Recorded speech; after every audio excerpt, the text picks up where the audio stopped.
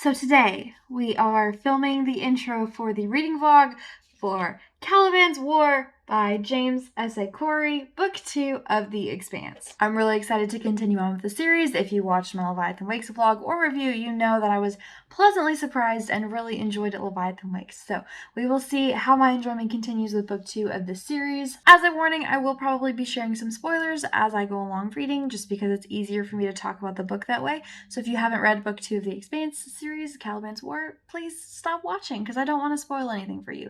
Unless you don't mind spoilers, because I sometimes don't mind spoilers. Stick around, I hope you enjoy listening to my thoughts as I read this book.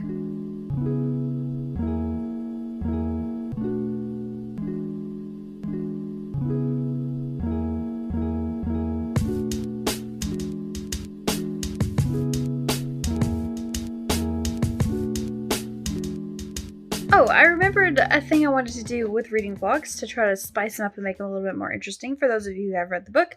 I want to make predictions kind of throughout the reading process and prior to starting the book. So the first prediction, this one is based off of a little bit of spoilery information that I got from doing research about the TV show.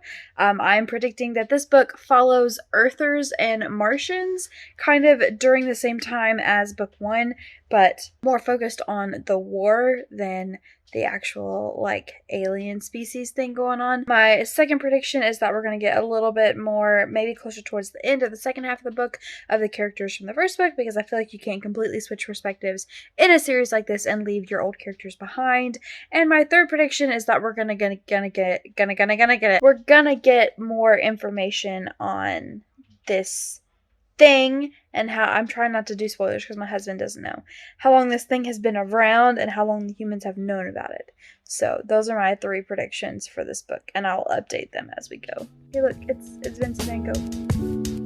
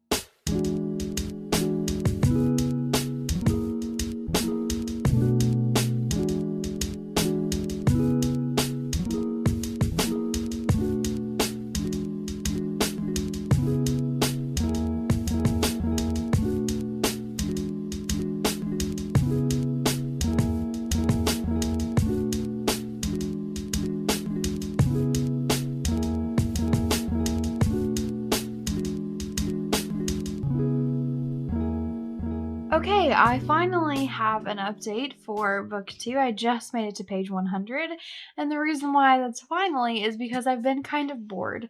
Part of the reason is because I struggle with a lot of POVs of people that I don't know, and so this book has at least 4, maybe 5 point of views / perspectives that we're following, and only one of them is of someone that I know or previously knew from the first book. So I'm having to learn new characters and new stuff and more information all at once, and sometimes it's difficult for me to personally get invested with that many new characters. We are getting new information and the story is moving along. My first prediction, I'm using a new tripod and it's supposed to have a stabilizing feature, but my phone is too heavy, so sometimes it just starts to vibrate. So if you notice any weird things going on, that's why. My first prediction that this was going to be like a retelling of book 1 from the perspective of Earth and Mars was incorrect. We have picked up right where we left off of from book 1, and we are just moving along with the story. We are featuring more Martians and Earthers as the problem has now moved closer to home, so to speak. And so that new information is exciting to learn. What I'm really enjoying about this so far is that the authors are really taking a look at kind of the negative effects of war and how it affects people. We have a character with PTSD. We have a character who has lost a child. We have a character who is in government and is trying to figure out how to move forward as a government with this new problem. I do have just an interjection, okay? There's a company name, the company that Julie from book 1, her dad, his company, okay, it's called Mao Kwiatkowski Mercantile, and I would just like to say that sounds strangely close to Mike Wazowski. How does Boo say his name? Mao Kwiatkowski. Very good. Mao Kwiatkowski Mercantile is the name of this company. My excitement level for this series is still there. For some reason, this is just struggling a little bit pacing-wise, switching perspectives so frequently to people I don't care about. And we're only going back to the character I know already every 4 chapters, and I just want to read from his perspective because I already know him and love him. I don't know if that made any sense. I'm in kind of a weird, I feel very, head funky right now. I don't know if you can tell. I do have to say that the beginning sequence of being on Ganymede and the attack on Ganymede was very intense. And I think that's what the part that I love the most about this series is the kind of horror element. That shit is freaky deaky and I love it. I love it. I love it. I love it. So I hope we get a lot more of that. I'm sure we will as the series goes on, but I want a lot more of it now. All right, that is all I have. I will update you when I get to page 200.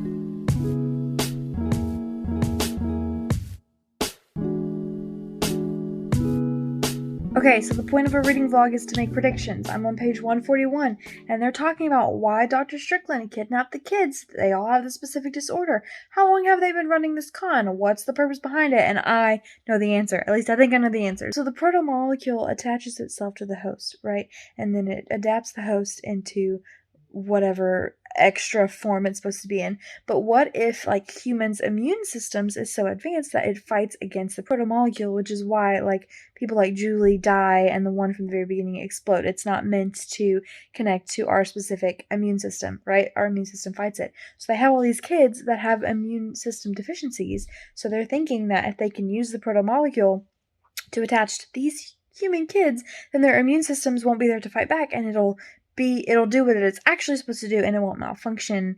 At least that's what they're hoping. That's what their science experiment is about. So that's what I am calling. And they use the distraction to kind of get them out and away from their parents, because their parents would obviously never agree, right? We'll see if this prediction is correct later.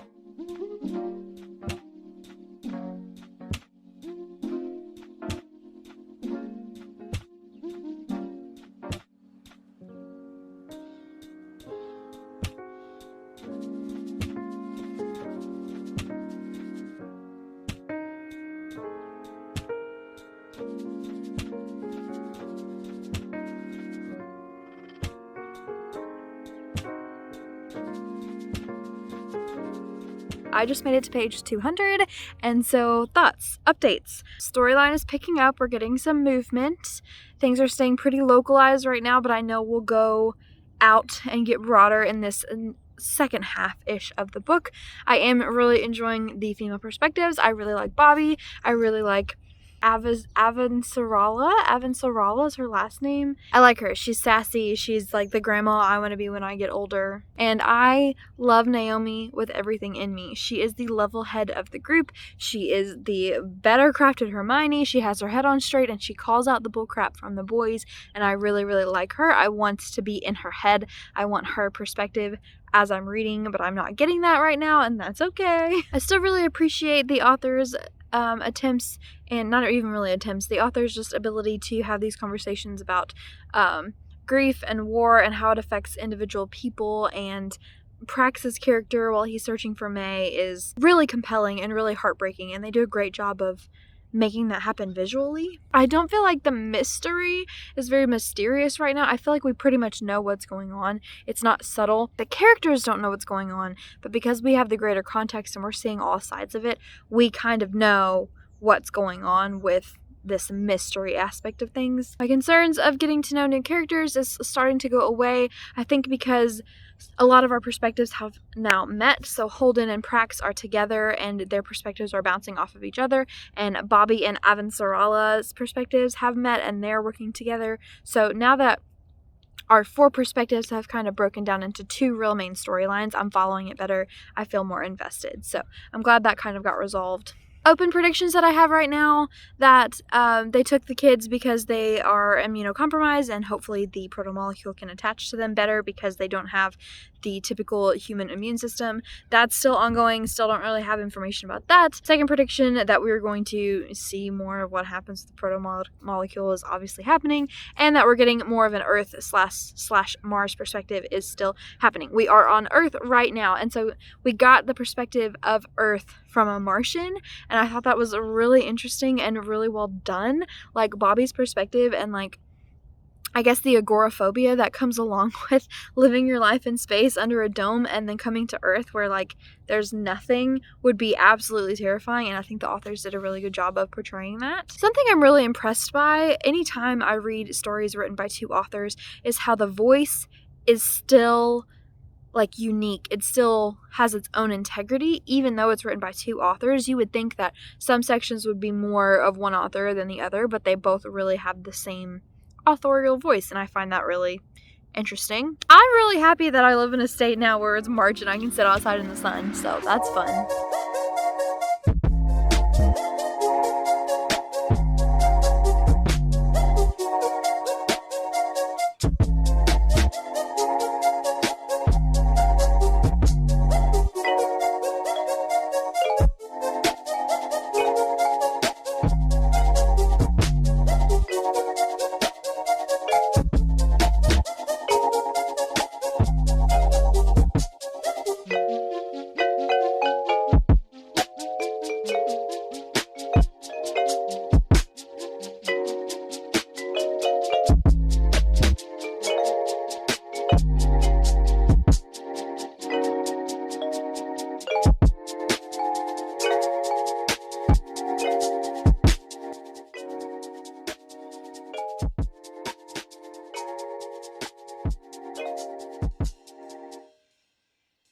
This is going to be a super sleepy page 300 update because I'm lying down and reading and I don't want to sit up. I just read the section where they end up with one of the protomolecule creatures on the ship and they're trying to figure out like how to get it off without them dying, and it was so slow, like such a painstakingly slow section that my whole body is tense right now because I just was waiting for the resolution, and like I don't think I have full resolution, but the chapter ended. I kind of feel like I can relax, but at the same time I feel like I can't relax because I think something, there's other stuff going on than what we can just see, but there's so many questions and so much mystery, and I like it a lot.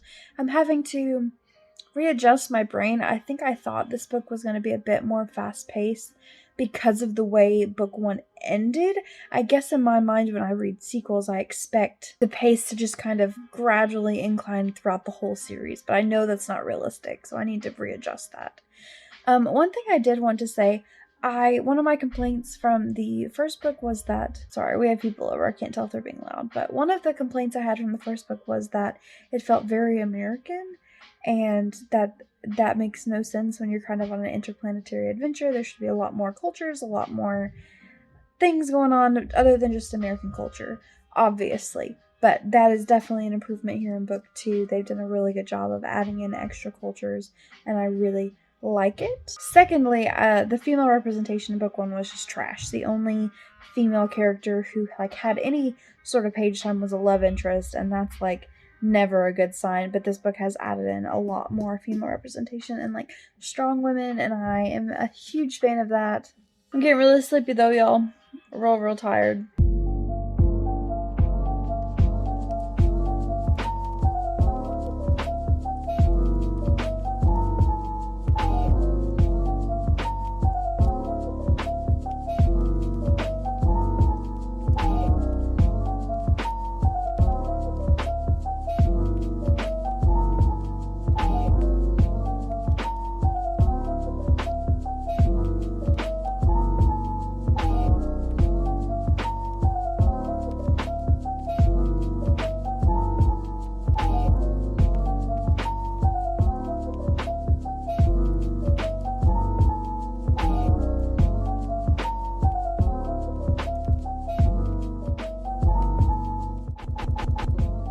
Alright, page 400 update. I don't know why I'm not as invested in this story. I think it's because I fully believe that they'll get May back. So all this drama and tension around whether or not May will come back to them, I'm not feeling it because based off of the author's previous track record, I fully believe that they'll get her back in this book. Also, the situation with Avasarala and Bobby, it's gotten boring as well. So I'm just kind of generally bored with this book. And that sucks because I wanted this to be so very good and I wanted to enjoy it as much as I did Leviathan Wakes. But it's okay. Also, I feel like we're focusing a lot on Prax and I really want more Naomi and Alex and Amos. I want more from their lives than I'm getting from Prax. Like Prax, I appreciate his situation and his circumstance and how devastating that would be, but at the same time I'm just not very invested because I know that they're gonna get May back. I just know it. I mean, I don't know it. I don't think that this will hinder my enjoyment of the rest of the series. I truly do think that I will continue on with the series simply because the overarching story of the protomolecule and what it means and how it affects humans' interactions with space at large is so compelling to me. That's what I'm here for. And so the fact that we have gone down in scope once again and we're just mainly focusing on one man's struggle to find his daughter, and I can appreciate that. I just want more of the bigger scope. I feel like the majority of this book is just a rehashing of the last book, and so I'm ready for things to progress. In fact, I'm more than just ready for it, I'm waiting for it. I'm actively waiting for things to progress. Also, this may be my new favorite reading spot. But this has been my page 400 update. I only have one more update before I finish the book, so hopefully a lot happens in these next 400 pages, or the next update is going to be boring as well.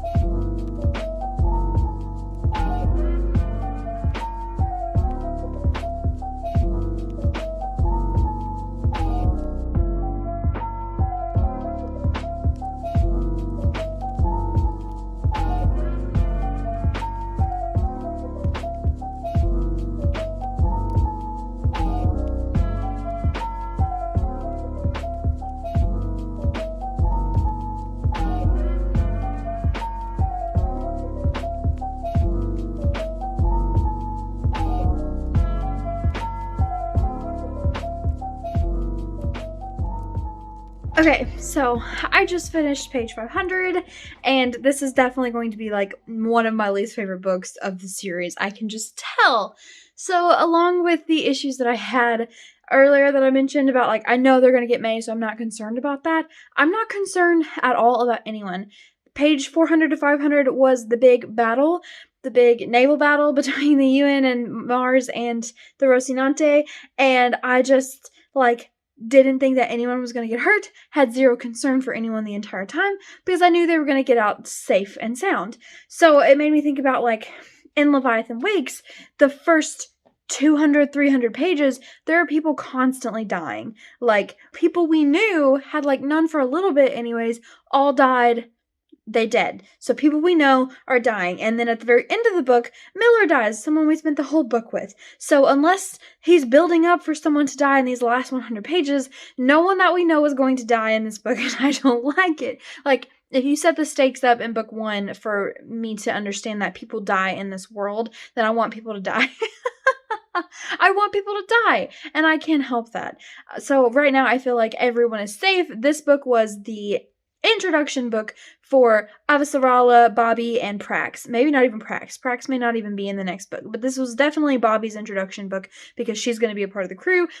It's so predictable right now. I can just tell the plot points and the beats that he's setting up, and it's setting up for the rest of the series, which makes me know, I'm going to enjoy the rest of the series, but this book is just not, it's just not for me. This one is not for me. And that's okay, because regardless of that, the series it's still written really well. It's still funny. It still has dynamics that I enjoy. Just the compelling parts aren't compelling me, and that's okay. I do have a remaining 100 pages, so, and this is gonna be, it's following the same freaking beats as book 1, like the same exact beats, so I know what's gonna happen in this book.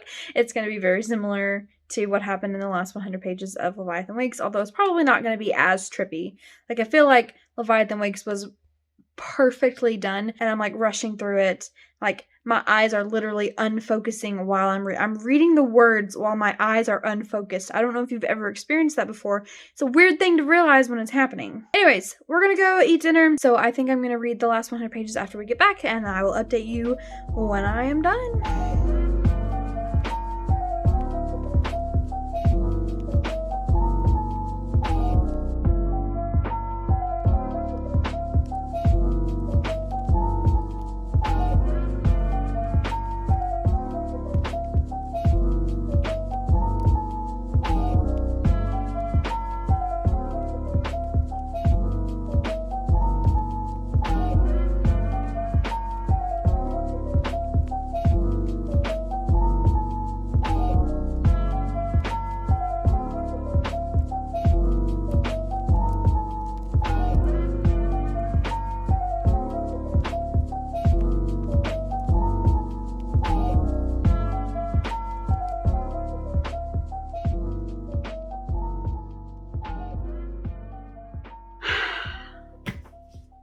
I finished. This is my final update of the book, and while my general feelings still, like, the last 100 pages didn't really change anything, the last 5 pages is what I wanted from this entire book. So now I'm really excited for book 3. I want to go buy it tomorrow. Also, I just what the heck? Like, how? I don't, the epilogue, the last freaking line of the epilogue, I did the thing, the thing where your eyes jump to the end of the page, like where the vital information is. That's where the vital information is, so your eyes jump. I did that thing, and I'm mad at myself for it, although there wouldn't have been a way for me to avoid that. Anyways, what the heck? I can't say anything because my husband's right here and I don't want to spoil him for the TV show. Thank you. But I am, like, so excited for book 3, even though this one was really boring. Like, I just think it was boring. So, I guess I'm going to do a review, just like a quick 5-minute review, because why not? The last 100 pages did not change my overall thoughts. Nothing surprising happened. It went about exactly as I would expect it. Just this whole book went exactly as I expected. Except, I do have to point out that Jules Malkwikowski still sounds like Mike Wazowski, was talking to Avasarala, and he said, I have some information for you, and she cut him off. Like, I don't care if she was still going to punish him. She should have let him speak, because he probably knew that this was going to happen. So yeah, just like crazy excited to see because that's like something you can't just move on from. And like, what the heck? Is he going crazy, or is that real? Is what he saw real, or is he going crazy? I hope he's not going crazy, because that would be super lame. I hope it's real, and I hope that book 3 is just everything I wanted book 2 to be. Can we pick up book 3 tomorrow? Sure. Oh, let's talk about predictions really quickly. Why they had taken the children, I predicted that correctly. I predicted that we would get a bit more information about the thing. The thing. We would get a bit more information about that, but not a lot. That's what happened. And that we would have more of an Earth and Mars perspective, which we did. So those were all true. The only thing that I was really wrong about was the thought that it would be the first book from the Earth and Mars perspective. It was not that at all, but it was still boring as heck. Because I just knew everything that was going to happen. That's all. Okay, wrapping up. This was my Caliban's War reading vlog. I hope you enjoyed. If you would like to see me review this book, make sure you subscribe. If you would like to see me vlog the remaining books of this series, make sure you subscribe, because I'm going to vlog every single one of them. Thank you guys so much for watching. I hope you're enjoying what you're reading, and I will see you in the next video.